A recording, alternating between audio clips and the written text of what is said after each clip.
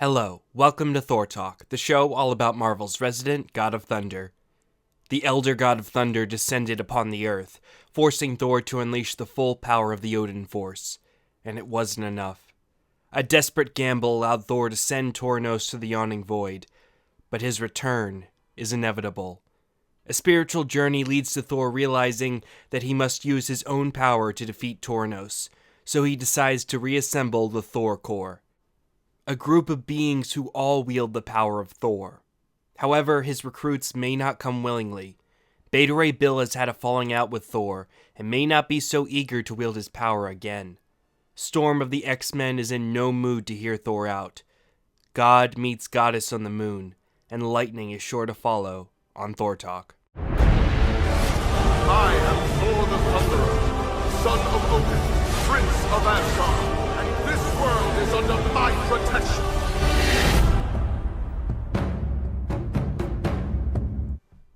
The Immortal Thor number 4 was written by Al Ewing and was published in November of 2023. The issue begins with stanza 158 from the Eddic poem Hovamol. For the 11th I know, if I have to lead my ancient friends to battle, under their shields I sing, and with power they go safe to the fight, safe from the fight, safe on every side they go. Hovamol is a collection of wise sayings attributed to the god Odin, and the last 18 stanzas of Hovamol make up a section known as Ljóðatal, which details 18 songs or charms that Odin knows, such as charms to resurrect the dead or to make women fall in love with him. Stanza 158 details the 11th charm, which can be used when one leads old friends into battle and can be cast from behind a shield.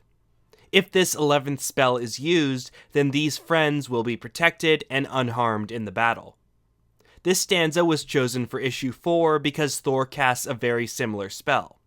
Thor recruits old friends to lead into battle, and he uses Mjolnir, rather than a shield, to bestow power onto his friends so that they will be strong enough to survive the battle against Toranos. The story begins with a warning. He is coming closer. Across the void of space, he is coming closer. You wake, you work, you eat, you sleep, and he is coming closer. It's an election year, and he is coming closer. I don't believe it anyway, and he is coming closer. The wheel of fate is in his hand, and he is coming closer. Look him in the eye. Toranos is coming closer, and there are forces to which even a god must bow.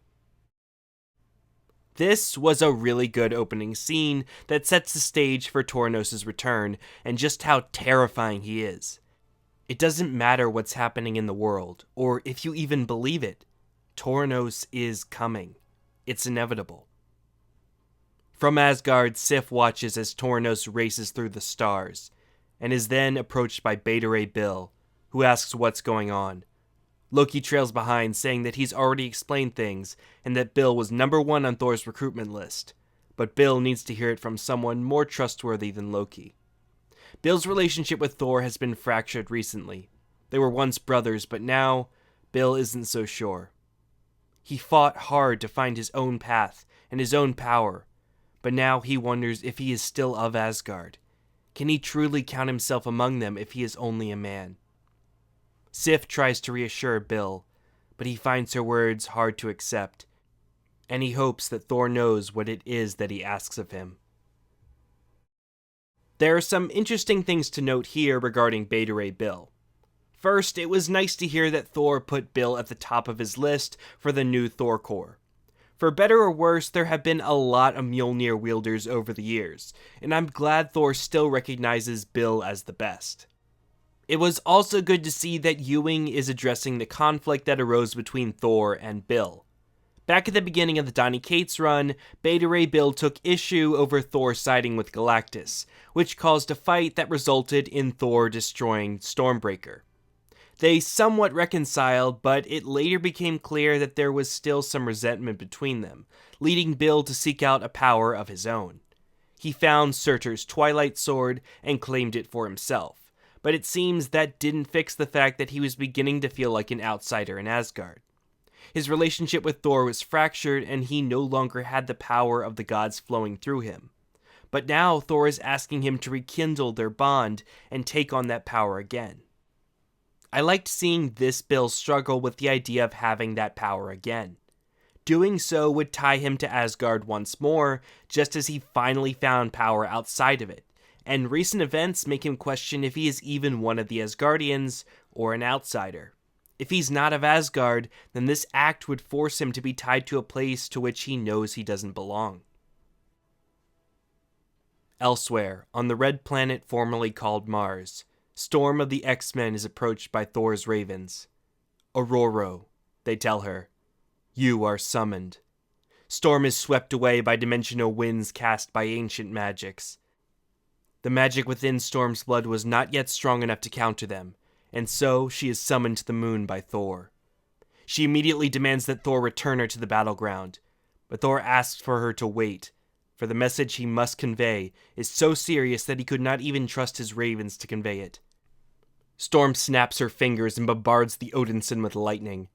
Thor winces as Storm rises, questioning if the need was so urgent that she needed to be kidnapped, because even if that was the case, Arako needs her more. She again commands him to return her, and again strikes him with lightning. Thor pauses. "Stop hitting me, please." Storm is confused. "I spoke not to you, Aurora, but to the lightning. Thank you, my friend." Storm is annoyed that people keep forcing her to miss her strikes. Thor says the lightning loves them both and she should not make it choose between them, but it cannot truly hurt him in any case. Storm trusts it to convey the seriousness of her message, but now she attacks Thor with atmospheric pressure from the planet Jupiter. Thor buckles, his eardrums burst, his sinews scream, his spine bids fair to break, and all the god of thunder could do was smile. Who's stronger? Question those like them are asked.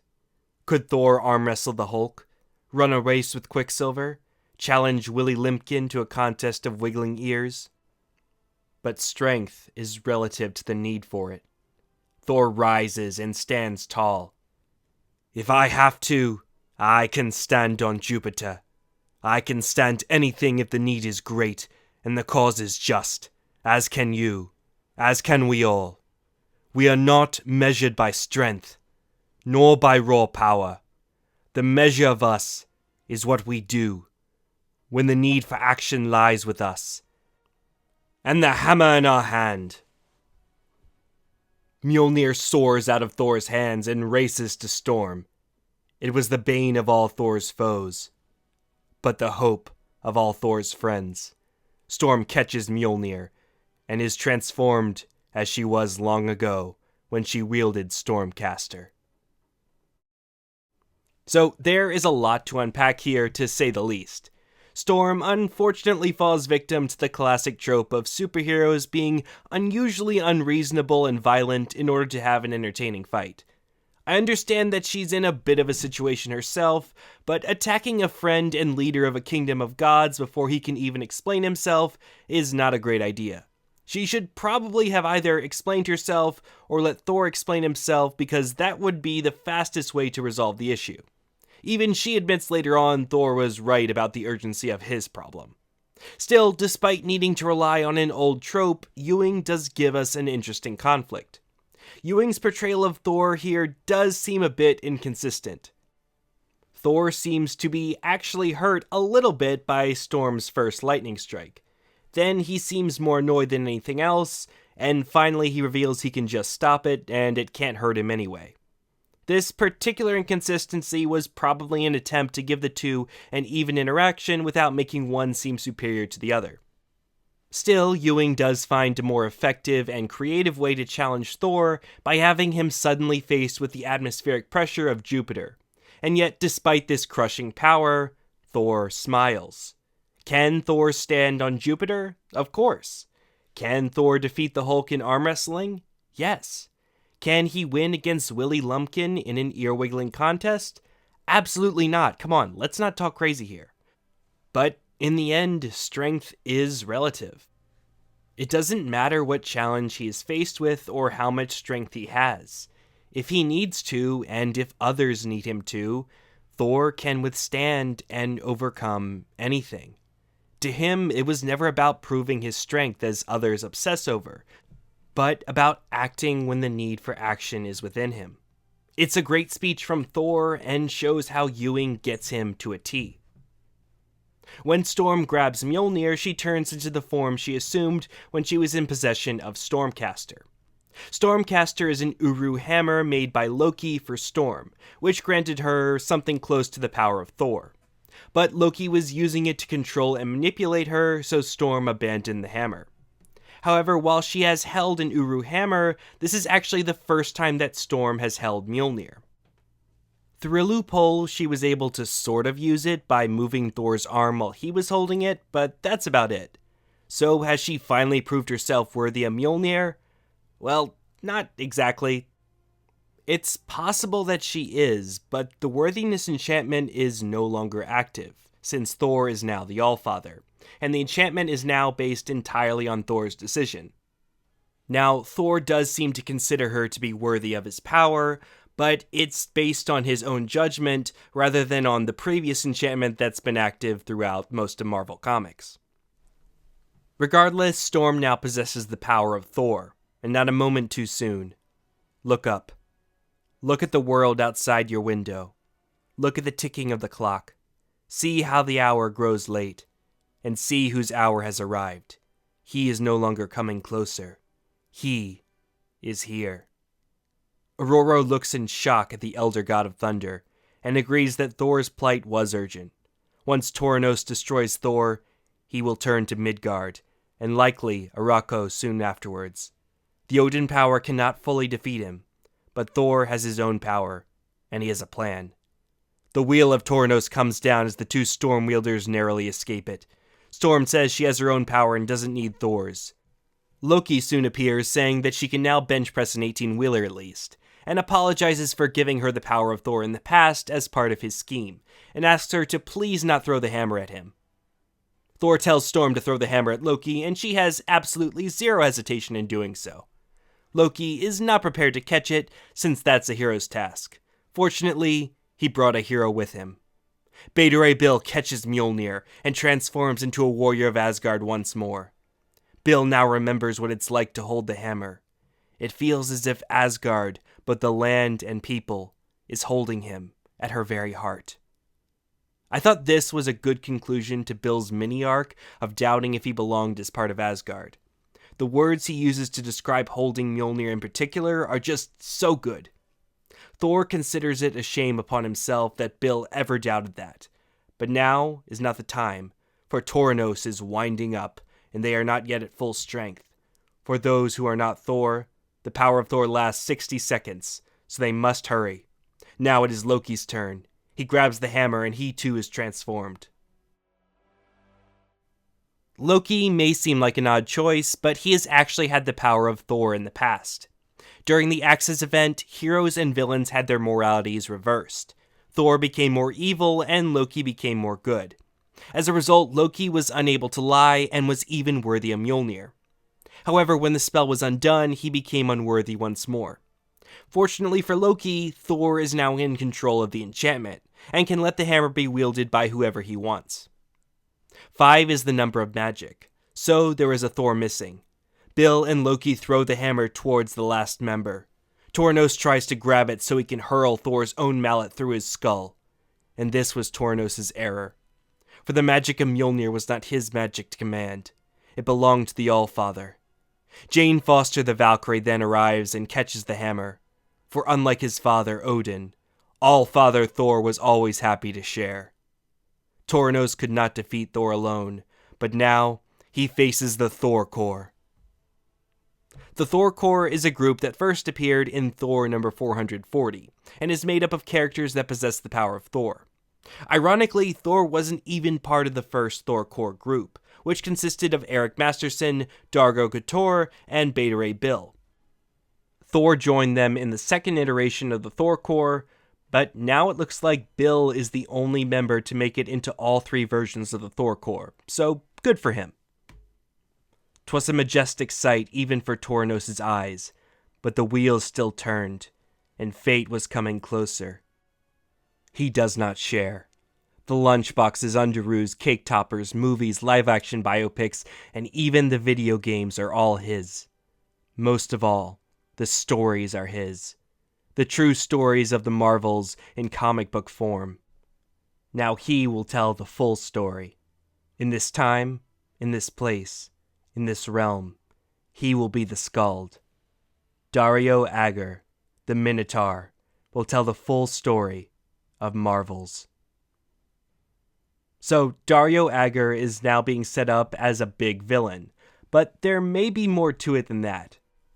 He's definitely looking a bit worse for wear, with his skin falling off his skull, which is likely due to his very brutal encounter with Zenmu in the Immortal Hulk. But now that he looks like that, he does very vaguely resemble Utgard-Loki. Could just be a coincidence, but he does specifically want to be a Skald of this realm, and Loki, the Skald of the realms, is Utgard-Loki's shadow. Could Dario Agger be another shadow of Utgard-Loki, or even his agent? I could of course be reading way too much into it, and Ewing is just setting up a completely different story, but we'll have to wait and see. Regardless, this was yet another great chapter in Al Ewing's Immortal Thor run. Say it with me, Martin Kokkalo is very good at his job. Like, really good. I'll try not to put too fine a point on it, but bad art can cripple a good story, and good art can elevate a bad story. How blessed we are as Thor fans to have good art and a good story. It almost makes watching Love and Thunder worth it to know that good Thor content still exists. Once again, I really like how Ewing portrays Thor here. He's not some jock or barbarian brute, but a wise warrior, yet one with a strong heart. Thor's speech to Storm really underlines this, as he speaks about how he doesn't obsess over being the strongest, but only cares about being strong enough to do whatever is required of him. The smile was a nice touch as well, and a clear reference to Secret Wars number 3, which Ewing stated was his introduction to Thor and who he is. Thor also definitely comes across as a strategic mind who has everything under control. He's the man with the plan, and he knows exactly what he's doing. Also, I'm glad Ewing took the time to give Bill a small but meaningful arc. It would be easy to just brush past previous problems, but Ewing instead has Bill face and overcome them. But he's going to have to overcome a lot more than doubt. It's interesting that Toranos seems to be on the back foot, but I seriously doubt it's going to go as well as Thor hopes. An elder god is an elder god after all. But we'll just have to wait and see how this all plays out. Well, that's all for this episode of Thor Talk. I hope you've enjoyed it and have been enjoying the Immortal Thor as much as I have.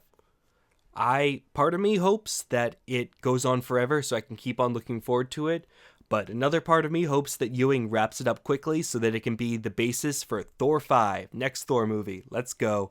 Taika Waititi already confirms he's not going to be a part of it. It's going to be great. Okay, maybe not. Marvel probably is going to screw it up either way. But oh well. With that being said, see you next time on Thor Talk, where You'll behold in breathless wonder.